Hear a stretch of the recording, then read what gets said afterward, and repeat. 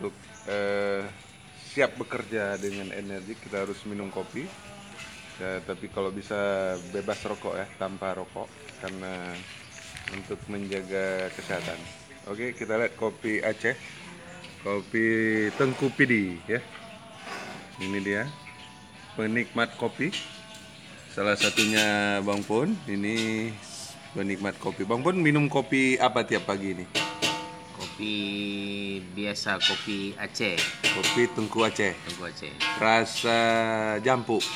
saya, Karena saya ingin coba dulu dengan oh, Bismillahirrahmanirrahim. alhamdulillah.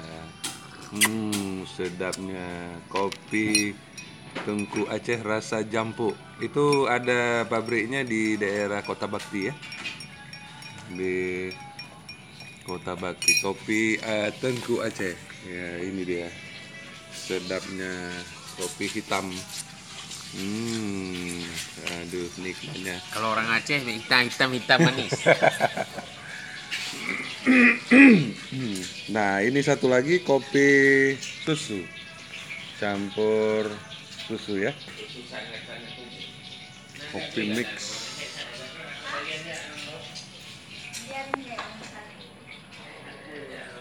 Mari ya, bagi yang mau mencicipi kopi Tengku Aceh bisa datang ke